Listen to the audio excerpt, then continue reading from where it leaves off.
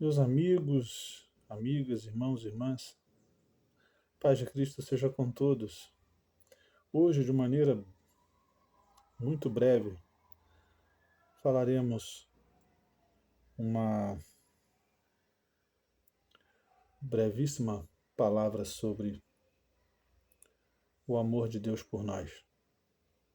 Gênesis capítulo 1, versículo 1, nos diz o seguinte: em nome do Pai, do Filho e do Espírito Santo. No princípio criou Deus o céu e a terra.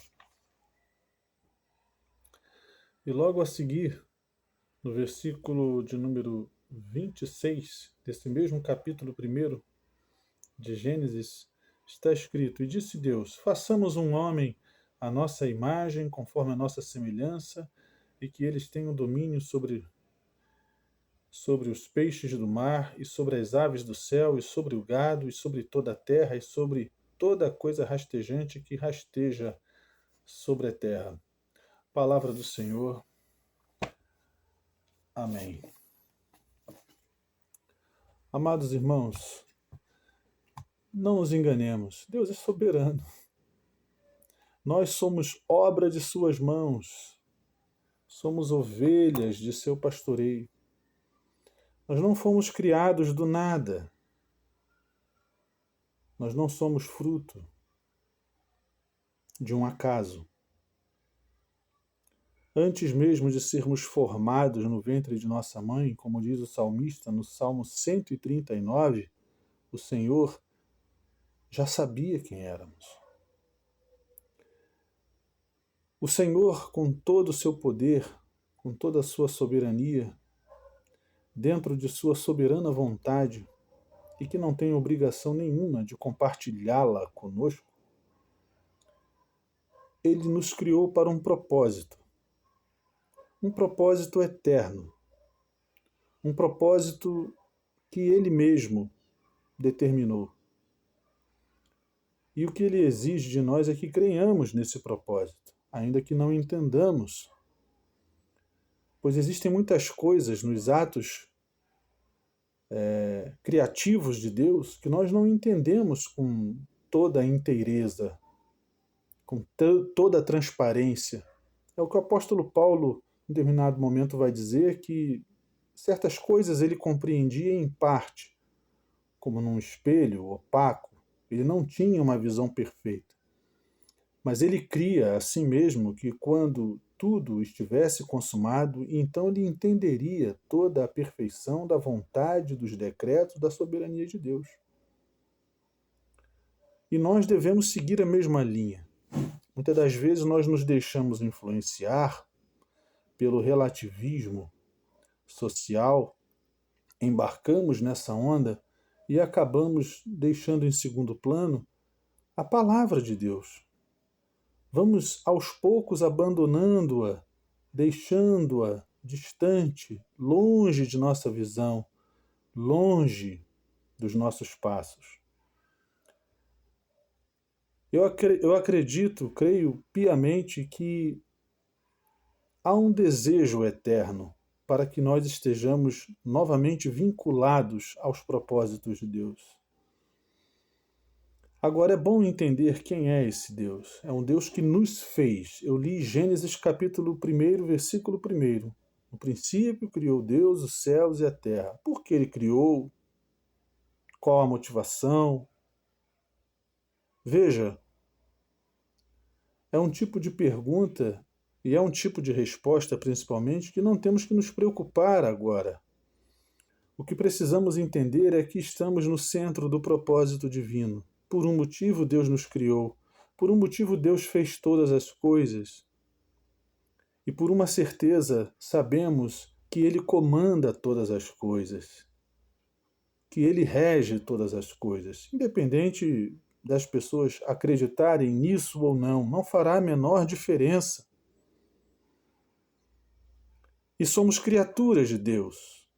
É outra verdade que nós precisamos entender. Somos criaturas de Deus. Somos nós que precisamos dele. Ele não precisa de nós. Aonde estávamos antes da criação? Basta fazermos essa pergunta. Deus já estava onde ele está, mas nós estávamos aonde? Em que Deus depende para ser Deus? Da nossa concordância? Negativo. Crendo ou não, ele é o que sempre foi. Essa é a grande verdade. Eu escuto muita gente dizer: Deus precisa de nós, somos menina dos olhos do Senhor. Louvores, músicas que dizem que nós temos valor, que Deus precisa de nós, precisa e quer. Olha, Deus não precisa de nós para realizar a sua vontade de maneira alguma. Ele não tem nenhuma necessidade, nenhuma dependência do ser humano para realizar a sua vontade. A palavra ela é muito clara em dizer, faltando apregoeiros, faltando anunciadores de sua vontade, ele faz as pedras clamarem.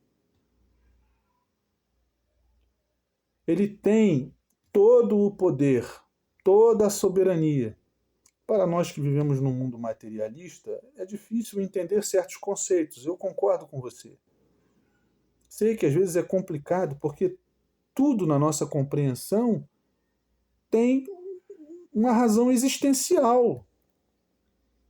Tem que existir algo de concreto para nós realmente percebermos essa realidade. Mas Deus quer que nós estejamos um pouco além disso. Por isso o elemento fé é tão necessário para crermos nisso. Porque sem fé é impossível agradar a Deus. Não tem como você aceitar certos conceitos que transcendem a nossa própria existência. Agora, que fique claro esta manhã, não sabemos exatamente qual a razão de todo esse propósito eterno, mas uma coisa nós podemos ter certeza, que Deus nos fez para a sua honra e para a sua glória, para com a nossa existência em nosso tempo, em nossa geração, assim como seus grandes servos e servas das gerações passadas e daquelas gerações que ainda virão, estamos aqui para cumprir um santo propósito eterno, estabelecido por Ele e tão somente por Ele.